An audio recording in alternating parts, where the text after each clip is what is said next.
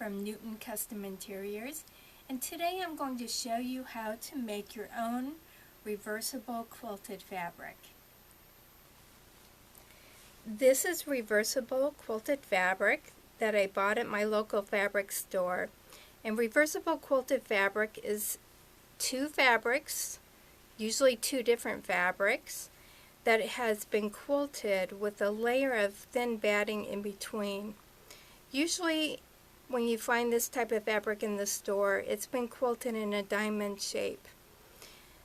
This kind of fabric is great when you want to make a bag or placemats or oven mitts, anything where you want to have two different fabrics, one for the outside and one for the inside, or just one side and then the other side.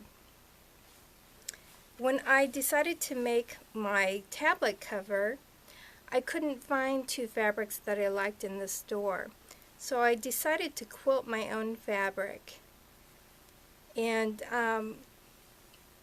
I did quilt it in a diamond shape, but you don't have to do that. You can also quilt in a circular pattern if you wanted to. I'm making this placemat, and I have kind of followed the shape of the flower to start. And I just sewed using my sewing zipper foot. I just sewed around and around, usually about 1/4 of an inch away from each stitch line. You can see it better here on the back, the quilting lines.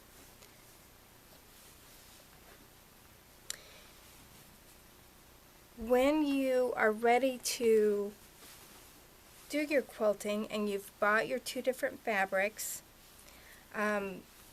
you also need to get the quilt batting, just a very thin layer, and it's easy to find in the fabric store also.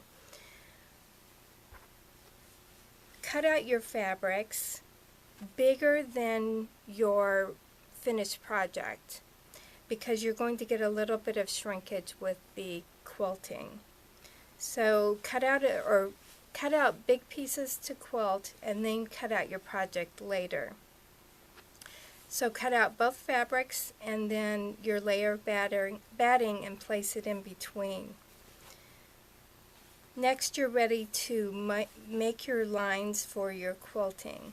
And I'm just using a fabric marker, and I'm going to use my ruler for this project.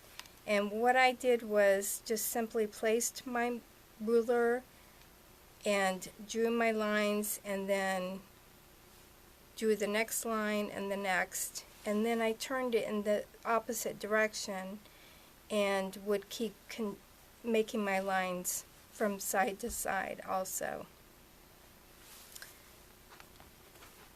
With the fabric that I used for my tablet cover, I got very lucky because I unintentionally picked out a fabric that has a diamond shape to it.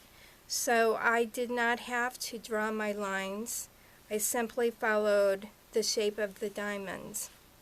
So if you find fabric like this, it really helps speed up the process when you don't have to mark your lines. Once you have your lines marked, make sure to pin your fabrics, pin all 3 layers together very well so that you don't get any shifting. And now that we've got this pinned, I'm going to take it over to the sewing machine and show you how to sew your stitching lines.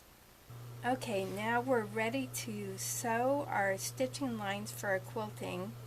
I'm using a medium stitch length, and I'm also using a bright red thread so that you can see the stitch lines on the fabric later. You would want to pick out a thread that would complement your fabrics, of course.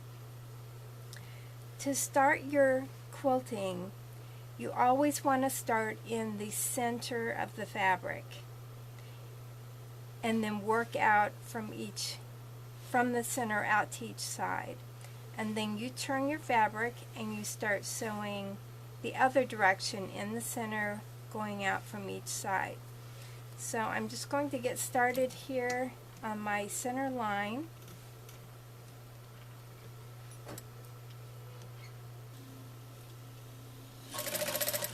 I'm going to take my pins out as I go so that I don't run over them with my machine. And I'm holding the layers down with my hands so they don't shift as much.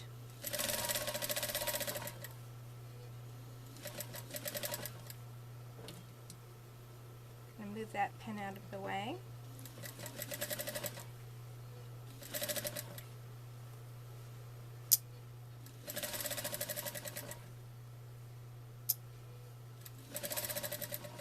Okay, so we've got our first line of stitching done.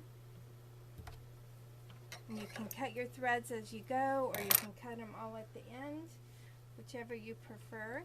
So now that I've got the center line done, I would start on either side of it. It doesn't matter which side you start, and just continue sewing this side, and then I'll continue sewing this second side.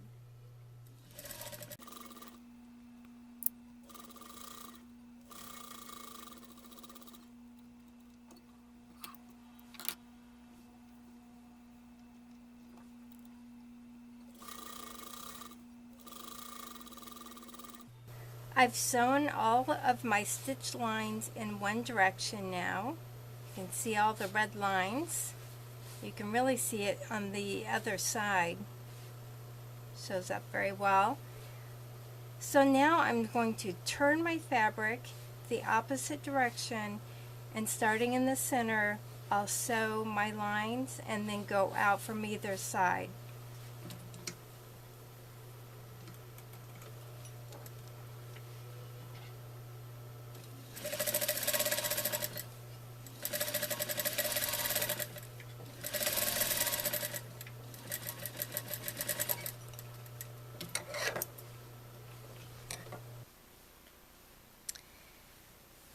Now I have all of my stitching lines done on my fabric in both directions.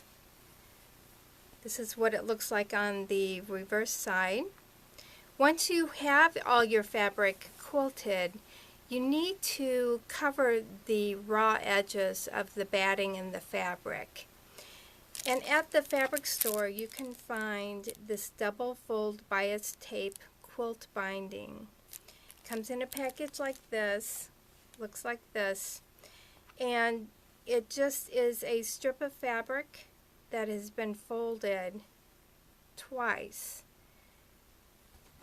and you lay your quilted piece inside of it, and it encases the raw edges on both sides, and then you would stitch a line of stitching along that edge. For my tablet cover, I bought some fabric and made my own bias binding to go around the edge. So that is another option if you'd like. So I hope that you've enjoyed this lesson on how to make your own reversible quilted fabric, and I hope you have fun making lots of projects with this type of fabric.